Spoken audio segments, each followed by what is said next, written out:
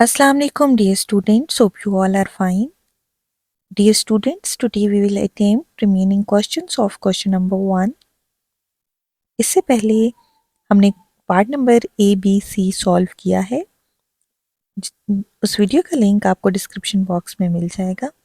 सो आप पहले वो वीडियो देखें एंड देन इन क्वेश्चंस को कंटिन्यू करें. सो डी पार्ट में है आपके पास factorise each of the following. So हम कौन सा मेथड चूज़ करें? हम मिड टर्म ब्रेक वाला मेथड चूज़ करें, यानी मिडिल टर्म को हम ब्रेक करें. इसके लिए फर्स्ट स्टेप क्या है कि आपने 3 टर्म्स हैं, आपने सबसे पहले देखना है कि क्या इनमें कुछ कॉमन है. तो आप देख सकते हैं कि यहाँ पे कुछ भी कॉमन नहीं है. ठीक है, डी वेरिएबल भी आपके पास तीनों टर्म्स में नहीं है और नंबर्स भी आपके पास सेम नहीं है, कोई उनका कॉमन फैक्टर नहीं. सो फर्स्ट स्टेप हमने चेक कर लिया. देन आपने फर्स्ट और लास्ट टर्म इसी तरह से लिख लेनी है, यानी स्क्वायर वाली टर्म और वो वाली टर्म जिसके साथ कोई वेरिएबल नहीं. अब स्क्वायर वाली टर्म के साथ कोई कोफिशिएंट नहीं है, मीन 1 है. सो आप 28 और 1 इनको मल्टीप्लाई करेंगे तो 28 आएगा. ठीक है, अब आपने 28 के वो फैक्टर्स लिखने हैं जिससे आपके पास ये मिडिल टर्म बन जाए, यानी कि -16 बन जाए. सो आप 2 14 टाइम्स 28. ठीक है, और 2 और 14 को ऐड या सब्ट्रैक्ट करके देखें कि क्या 16 हमारे पास बन रहा है, -16.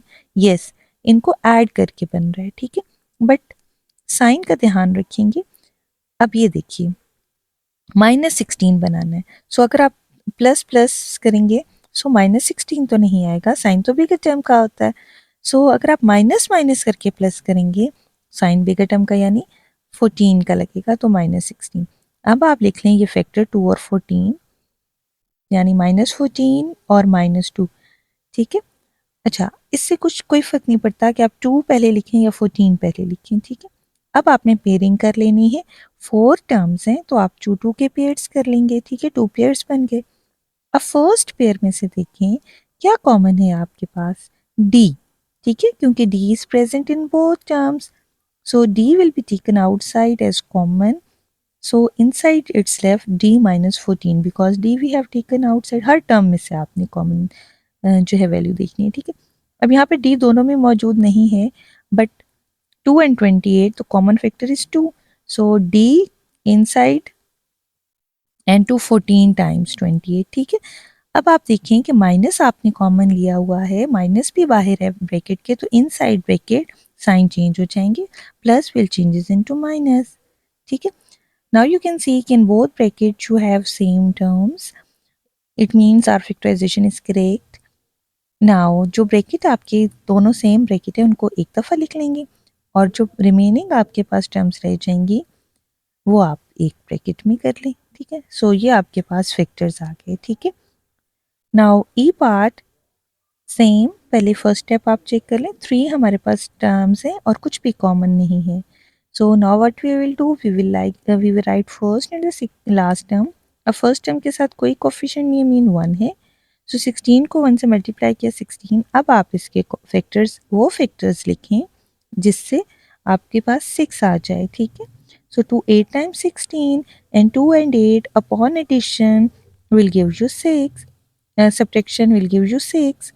सो 8 -2 करने से आपके पास क्या आ जाएगा, 6. ठीक है, सो नाउ 8f -2f. ठीक है, अगेन आप शफल करके लिख सकते हैं, 2 पहले लिख सकते हैं और 8 बाद में. ठीक है, सो उससे कोई फर्क नहीं पड़ता.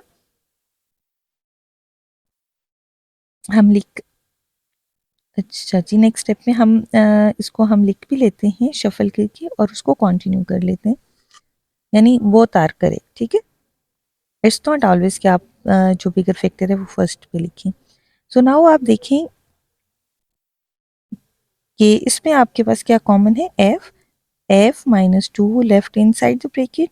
और यहाँ पे वेरिएबल तो कॉमन नहीं, लेकिन 8 एंड 16 का कॉमन फैक्टर 8 है, f -2. ठीक है, बिकॉज ये 2 16. अब जो आपके पास ब्रैकेट्स में सेम ब्रैकेट आई है उसको एक दफ़ा लिख लें एंड जो ब्रैकेट के बाहर टर्म्स हैं उनको भी ब्रैकेट में लिख लें. ठीक है, now you have next that is F part, और एफ पार्ट भी इसी तरह से हम सॉल्व करेंगे, कुछ भी कॉमन नहीं है। नाउ 1 और 120 को मल्टीप्लाई करेंगे, ठीक है। सो वो वाले फैक्टर्स देखेंगे जिससे 2 आ जाए, +2। सो मैं डायरेक्ट वो फैक्टर लिख लेती हूँ, 12 टाइम्स 120 ना, 12 माइनस 10 करें तो आपके पास 2 आ जाता है, 12 माइनस 10 करेंगे तो आपके पास 2 आ जाएगा, ठीक है। सो +2 आ जाएगा because sign is of the bigger term. So now what we will do is कि +12h minus 10h, because middle term के साथ जो हमारा वेरिएबल है वो h है। Now you will make pair, so first pair में से h कॉमन है, सो h+2। सेकेंड पेयर में से एक तो माइनस है दोनों में, तो माइनस कॉमन है, एंड देन 10 कॉमन है, ठीक है, बिकॉज 10 एंड 120 कॉमन फैक्टर 10 है। Inside bracket h left, and because minus आपने कॉमन लिया तो इनसाइड ब्रैकेट साइन चेंज हो जाएंगे, ठीक है, minus will turn into plus. Now bracket वाली टर्म एक दफ़ा लिख लें और जो विदाउट ब्रैकेट है उनको भी ब्रैकेट में लिख लें, ठीक है। So F part is done. Now G part, और जी पार्ट भी उसी तरह से हम करेंगे। Now I will be fast because now you know के किस तरह से हम क्या स्टेप्स हैं। सो सबसे पहले 12 और 1 को मल्टीप्लाई करेंगे, 12, अब वो फैक्टर्स लिखेंगे जिससे -4 आए। सो 6 2 ज़ा 12 एंड 6 माइनस 2 करते हैं तो आपके पास 4 आता है, बट यू नीड -4। सो आपने माइनस करना है, बिगर टर्म के साथ माइनस लगाएंगे, माइनस प्लस माइनस, बिकॉज आपके पास जो मिडिल टर्म है उसके साथ माइनस है, ठीक है। -6k+2k, ठीक है। सो नाउ फर्स्ट जो पेयर है उसमें से कॉमन ले लें k, तो you are left with k-6 inside the bracket, और 2 कॉमन ले लें, सो +2 कॉमन लेंगे, है ना, ऐसे। सो k-6 आ जाएगा, 2 6 आ जाएगा। Now in both the bracket you have the same like terms, and without bracket उनको भी आप ब्रैकेट में लिख लेंगे, तो k+2 और k-6 है यहाँ पे, ठीक है। And last part is m² -2m 20m -21, ठीक है, 3 टर्म्स हैं, कुछ भी कॉमन नहीं है। Now what we will do, we will write the first term and the last term as it is, because middle term को आपने करना है ब्रेक, सो उसकी हमने जी यहाँ पे स्पेस छोड़ दी है। अब m² के साथ आपके पास कोई कोफिशिएंट नहीं नजर आता, तो 1 है, 1 और 21 को मल्टीप्लाई करें यू विल गेट 21।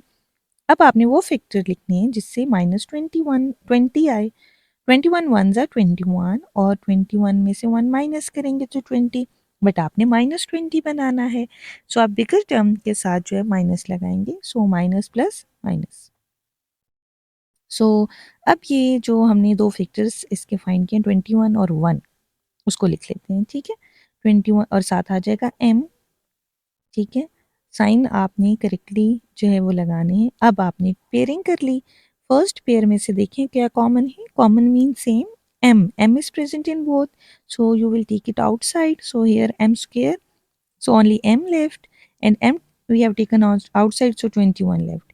here आपको दोनों में m नज़र नहीं आ रहा, बट और 1 और 21 का कॉमन फैक्टर 1 है, सो एज इट इज़ आपके पास वो ब्रैकेट आ जाएगी, बिकॉज 1 हमने जो है वो कॉमन लिया है। सो इन बोथ ब्रैकेट जो है m-21 उसको एक दफ़ा लिख लें और m+1 उसको एक दफ़ा लिख लें। So we have completed our first question, hopefully आपको समझ आ गया होगा। So next videos we will solve remaining questions of this exercise 7b. Do comment me in the comment section. Take care of yourself.